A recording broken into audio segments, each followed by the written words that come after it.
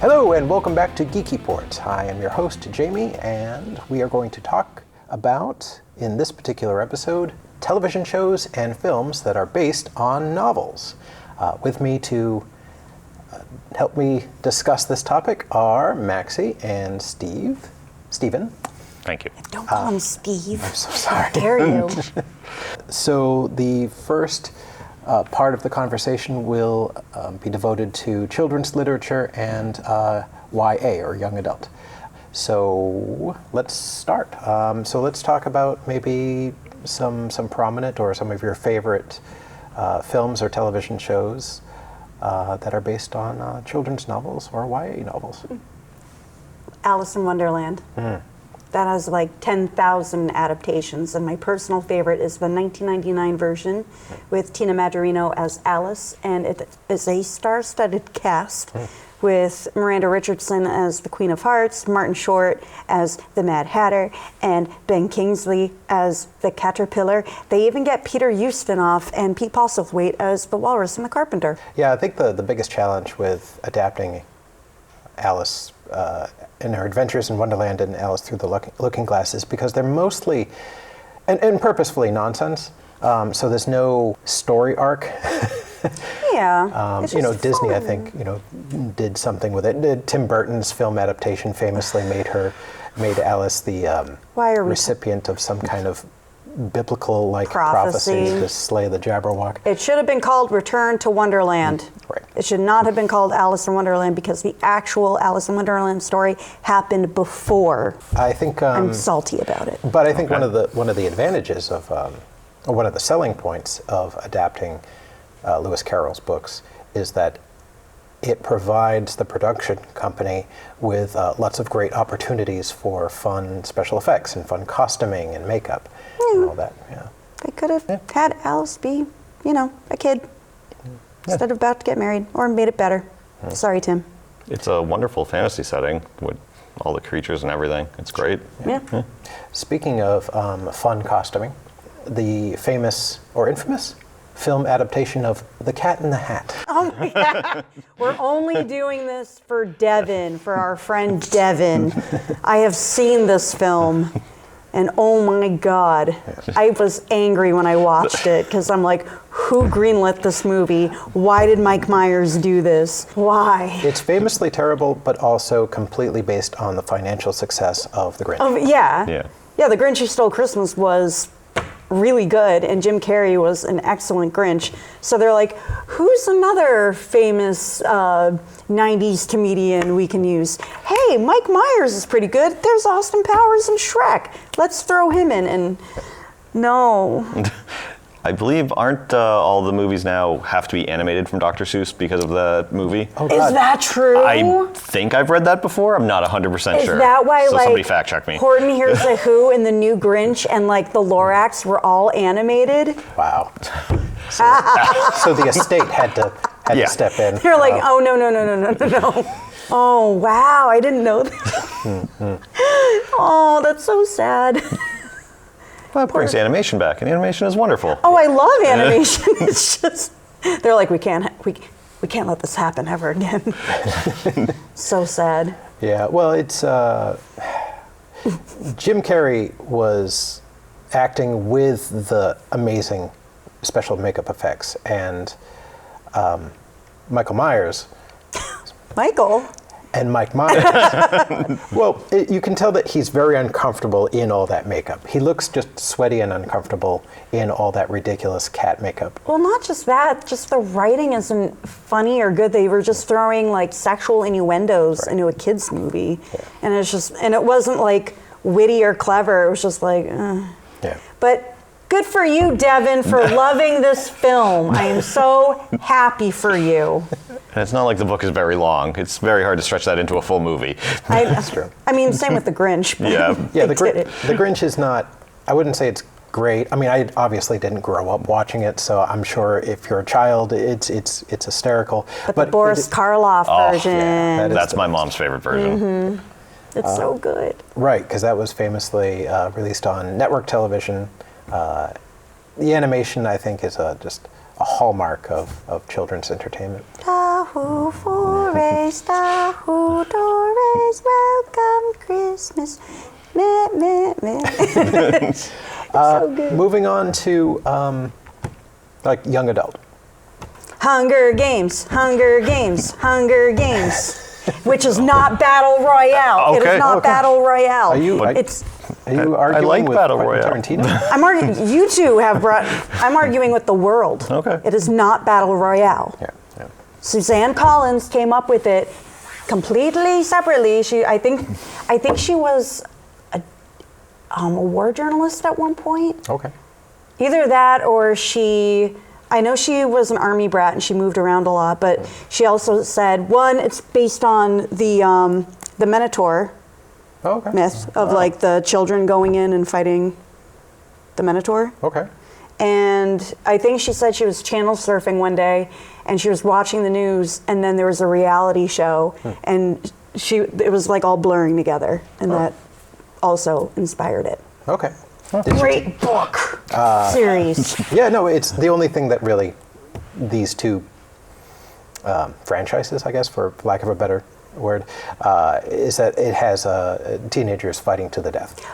But in Battle Royale, they don't really explain it. It's just like you go in and it's like, it's a reality television show, blah, blah, blah, blah, blah. Whereas in Hunger Games, the kids from each of the districts are chosen because it's to punish the districts for uprising against the capital during their civil war. Now, did the Hunger Games movie adaptations get greenlit because of the success of Harry Potter? Either that or Twilight, probably. Oh, that makes sense. But it's not Twilight. Yeah. And then there was all these knockoffs. There Yeah, like they tried to do the Mortal Instruments, but that didn't work out. Maze Runner. Yeah, well, they have like, I think they did almost all the movies. Okay. Yeah, And Divergent. Divergent, yeah, I was about to mention that one. I only read Percy the first Jackson. book. Yes, which I have not read, but I was a classics major, and my classics professor was like, no, it doesn't make sense. Athena's a virgin goddess. She can't have a daughter. It's like, touche, touche. Well, not in ancient times, but, the books are set in modern times, so she's had all this time. Sure, but she's a virgin goddess. No. What other... well, yes, Twilight, famously adapted from books. I have not. I tried to read the first one and I couldn't. And then when I saw the movie, I saw that my sophomore year of college, and I was just like, "This is what the world is cheering about." This is what they want. They demanded this. Oh yeah. Okay. So it's hilarious to watch with a riff track. Right. It's great. Well, at the very least, these film adaptations of YA novels, they're kind of like star creators, right? Like they Yeah. they rocketed so many careers to stardom. Yeah, Kristen Stewart and Robert Pattinson and Jennifer Lawrence had already been nominated for an Oscar before she did Hunger Games, but Hunger Games did kind of like push her Yep. a little farther. Any other books aimed at young adults? Well, there's also, even though not young adult, but Roald Dahl, Oh yeah. Oh, yeah. all the Willy Wonka, Matilda, The Witches, James and the Giant Peach, all like part of dark children's literature, like these children who get tortured by adults. Right. Yeah. Usually good children, but they come out on top. Yeah. Yeah. The orphans are always the protagonists, and they have terrible adults that are taking care of them, and then they're whisked away to a fantasy world, and then they come into their own. Or they develop powers. Or go to a chocolate factory. Did you know that Roald Dahl hated the 1970s adaptation of his novel? I did hear that, Yeah. and his opinion is wrong because it is a great film. It's one of my favorite movies. I agree that it is an amazing movie. It's highly quotable, Yes. super cute. Gene Wilder is a perfect Willy Wonka. I reject Johnny Depp as Willy Wonka forever. Whatever Tim Burton had him doing was just not endearing at all. Like maybe he was going for like, oh, the 70s movie is creepy in places and people like that for that quality, so I'm just going to make mine creepy throughout, and it's so off-putting emotionally because of that. Yeah. Like, even though Tim Burton was like, oh no, like the 70s version is way creepier, and I'm like, I mean, during the tunnel scene, yeah. obviously there's no earthly way of knowing which direction we are going, but he's not talking like this. Oh, watch that squirrel is nuts. Again, the misplaced adult humor is really weird. Tim, you're better than this. Stop selling out. Yeah. Please. But I think, Roald Dahl, of course, like he's the author, so he can give his opinion. But even if it's wrong. Even if it's wrong. But I think that also shows the difference between something that is an accurate adaptation and something that is adapted specifically for the story to be digested by like a movie-going audience. Like you have to pace things differently. Yeah. Lord of the Rings. And I think those screenplays are excellent adaptations of the novels because those books were considered for decades to be unfilmable. So good. Yeah. I'm actually surprised you didn't talk about you haven't yet talked about your favorite Roald Dahl adaptation. What is my favorite? Oh, The Witches? No. James and the Giant Peach? No. Okay, maybe you don't know. I thought Fantastic Mr. Fox. Oh, of course. I thought that was your favorite. Yeah. Never mind, I guess not. No, that is I don't know if I've ever read the book though. Maybe I did as like a child, but I don't think I did either, but it's just a really good movie. yeah, it's a wonderful movie. It's got to be expanded on because that's like a 90-minute movie, and it's Roald Dahl's books are like famously really thin because they're meant for like a younger audience. But no, that's maybe there is like somewhat adult humor that's inserted into that, but you don't. But it's not like bad. It's like, you cussing with me? You cussing with me? Yeah. Like that kind of thing, or like, let's feel, or they call it like, this is one big cluster cuss. Or I love when it's like, let's feel out the space, and they're just like dancing as they're running away. It's so endearing. Just silly. Yeah, and it's the stop motion animation. It's not done that much these days because it is such like an expensive and time-consuming process. Except for Coraline. Coraline, Nightmare Before Christmas, and Fantastic Mr. Fox are the best examples of that. Coraline is an adaptation. It is of an a YA novel. adaptation. I need to read it, and it's a wonderful film. I've seen it many, many, many, many times. Have you seen Coraline? I have. It's a wonderful movie, and the other mother is quite scary. Yes, Beldam. She is so frightening. I want to get like a tattoo of the Beldam in her final form. Spider-like. Oh. Yeah. And I did recently watch the Guillermo del Toro Pinocchio, which is also stop motion. I thought that was excellent. I mean, it was a little weird, but it was. I enjoyed it. It's very strange, almost too dark, but I think it's brilliant for what it is. But maybe it's like a children's movie, but made for adults. If that makes any sense, it has that kind of like childlike quality, but it's clearly with the setting not meant for children because I think it would be way too scary. Is Monstro still in it? The whale? Yes. Oh, okay. Yeah, it's. Oh yeah, and they have a biblically accurate fairy, right? That's right. Or angel. Yeah, the blue fairy. With many eyes. It's like wings, many wings with eyes. Unfortunately, we've actually reached the end of the first segment. So we're going to take a quick break, and when we come back, we're going to discuss adult entertainment. non-children's and YA entertainment. Classical literature, the books. Yeah. Yes, thank you. Books. Far into the future of dark fantasy, on a world parallel to our own, two unlikely heroes find themselves confined to a pit, a shadowy cavern far from civilization, where dwells the ultimate horror. Immer presents a Fantasy Madness adventure module, Mind the Trap. And welcome back. I am Jamie Horton, the host of Geeky Port, and we're going to be continuing our discussion about literature that was translated to movies and television shows. So with me again to discuss this topic, Maxie and Stephen. Hello. Hello. Thank you for having us. Yes. So we've talked about children's and YA literature. Let's talk about the rest. Cool. Well, there's been lately the Frankenstein adaptation on Netflix, and it was in theaters, Wuthering Heights, and then we have Dune 3 coming out because the trailer just dropped yesterday? Yes. Yes. Interestingly, the author wrote Dune Messiah and Children of Dune because he thought that audiences didn't understand that Paul is the hero of the story, the protagonist, but it's like a villain arc. Yeah. So he wrote that just to make sure that the audience understands that like hero worship can lead to a lot of dark things. Like he's responsible for the death of like 61 billion people. Right. Wow. Because he took the Fremen on like a jihad all throughout the known universe. Yeah, it's like even in the book, I think they say like he's worse than like 10 million Hitlers or something. Wow, that's not good. Yeah, they're like, oh yeah, there's this man Hitler and he was responsible for deaths. Not nearly as many as mine. I think Paul, like, I have to check, but Paul does say something weird like that. Yeah.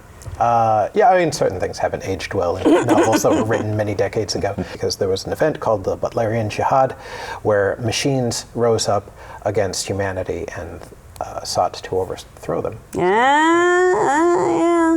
Actually, they don't mention, or maybe they'll mention in the movie or just completely cut it out, how Paul was training to be a Mentat. Oh, okay. And they don't mention that. Also, what happened to Thufir Hawat? He was the Mentat. We only saw him like one time in Dune 1. Right. And then and I'm like, where did he go? Right. Justice for Thufir Hawat. And both those movies are like 2.5 hours long. And, well, I have a fondness for David Lynch's adaptation from 1984, I believe it was.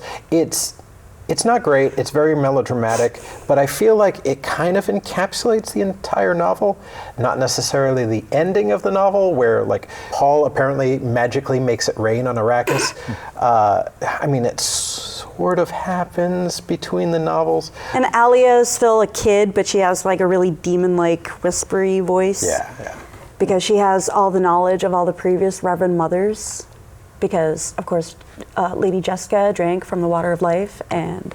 In some aspects, it's closer to the novel, especially with like certain scenes. I think that the box scene... The Gum Jabbar? Yeah, that test. I want to say, like, when I eventually read the book after I saw the movie, I was like, oh, wow, that's exactly how I envisioned it in my head. And the Sci-Fi Channel miniseries didn't match the terror.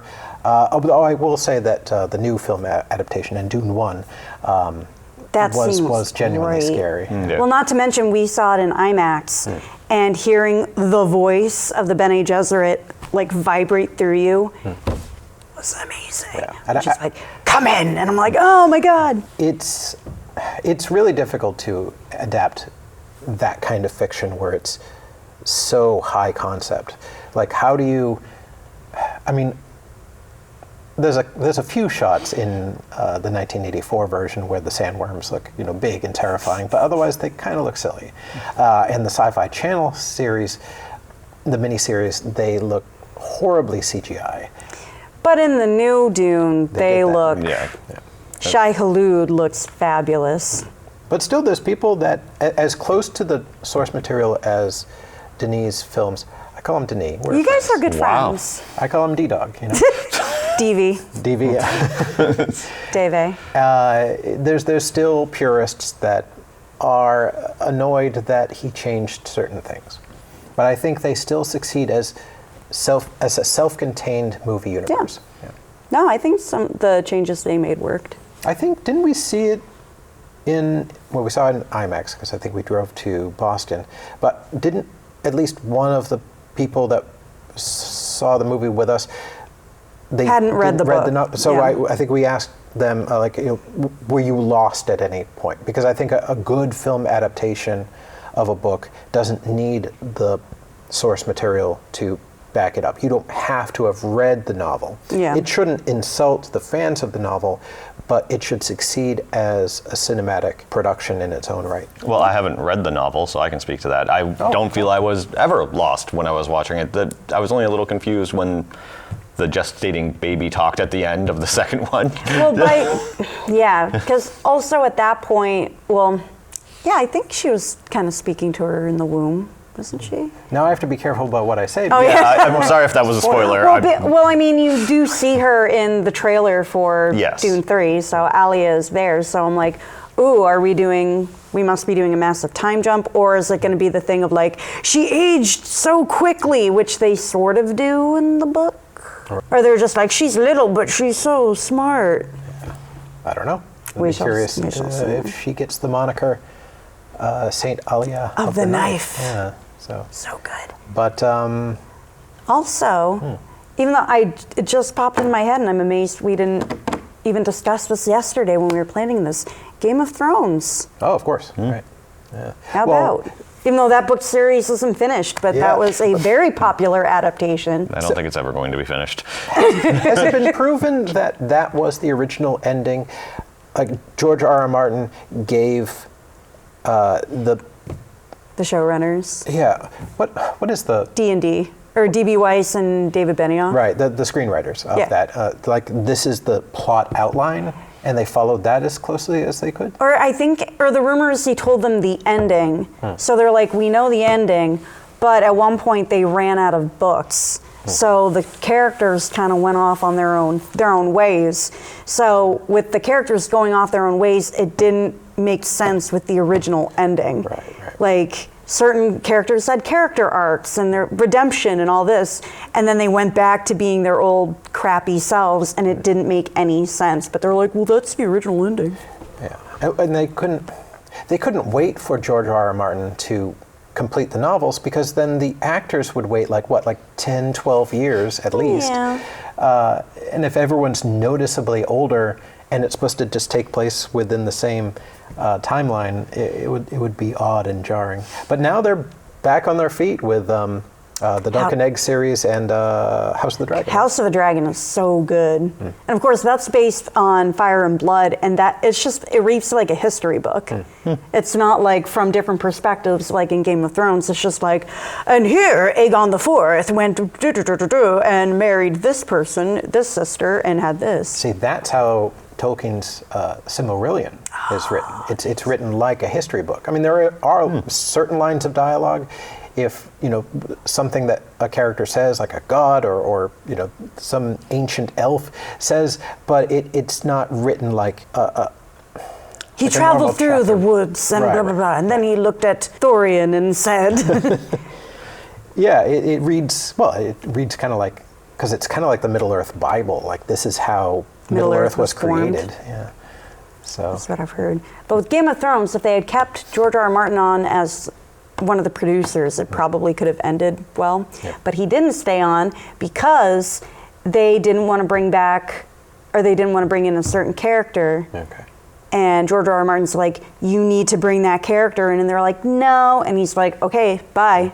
And so, Well, definitely. or threw themselves over. He was just like, bye. Yeah. Well, it's when you're adapting something that is not as precise about how scenes play out. I think that gives a lot more creativity to the screenwriter. But then character arcs go bye-bye. Yeah. Yeah, and it's tough to adapt a full book into a movie. Like, there's really no way to do it. The book is usually going to flesh out way more things. I mean, we could probably have a whole episode about them, but Stephen King books, I love some of them, like The Shawshank Redemption. I know it's a novella, but wonderful Rita Hayworth in The Shawshank Yes, Redemption. Yes, it is. And then Stand By Me, which was The Body. And recently, in the last couple of years, they redid The Running Man, which is more faithful to the novel than the Arnold Schwarzenegger schlocky one that happened. That's also fun. Wait, is that the one with Glenn Powell? Yes. Oh, I didn't know that was Stephen King. Yes. Oh. It's a more faithful adaptation. It's not the same as the book, though. And then they also did The Long Walk, which is one of my favorite Stephen King novels. And it was very close with a slight change towards the end that I will not say because I don't want to spoil it. Cool. And then, of course, It. Yeah. Oh, yeah. It chapter 1, 2, and then Welcome to Derry. I think everyone had a fondness, especially like of my age, for the first part of the 1980s adaptation of It. It's Tim Curry. But the new film versions are just better in every aspect. Bill Skarsgård is a wonderful Pennywise. Sure. Yeah. Absolutely.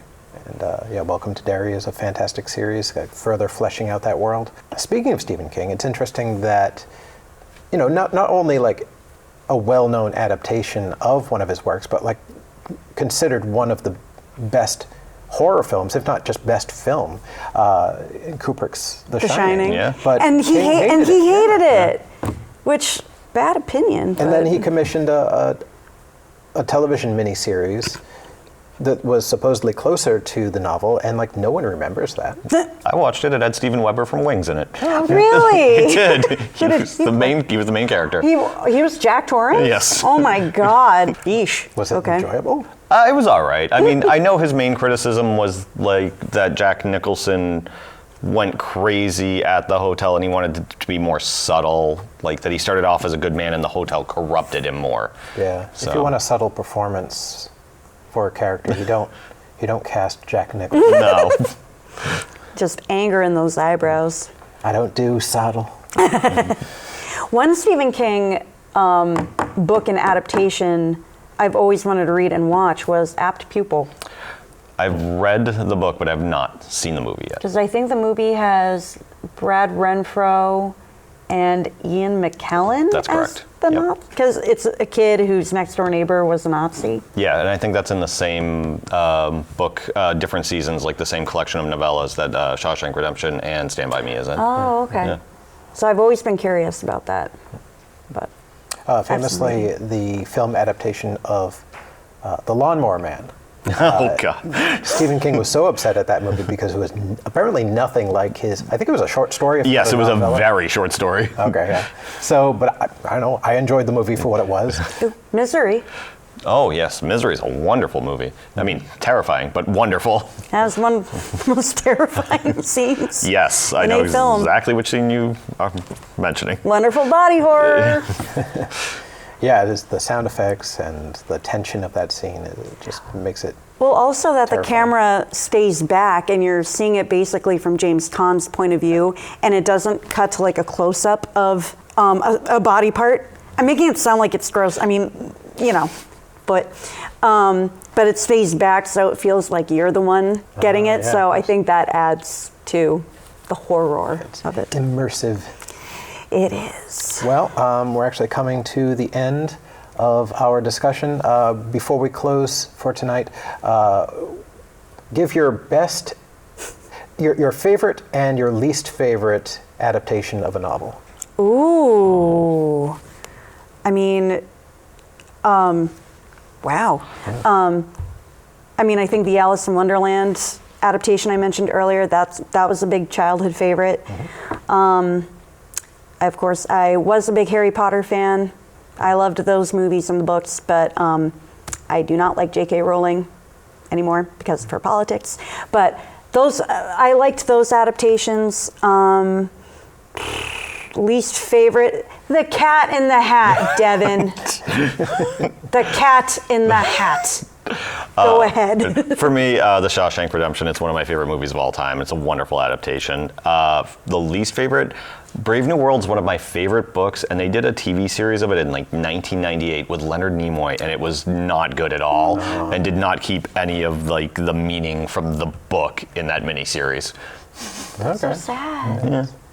I'm going to go with Dune and Cat in the Hat. How dare you? Wait, Cat in the Hat is their least favorite? Or like, Cat in the Hat is lumped in there as my favorite? Well, I wasn't going to say Dune was my least favorite. So Dune is my favorite, and Cat in the Hat is my least favorite. Thank you for clarifying. We need that clarification, Devin. Unbelievable. I love you, but Devin. I think you should get him now, Devin. Sorry, go ahead. So this has been Geeky Port. Catch us again next month for another exciting episode, and stay nerdy.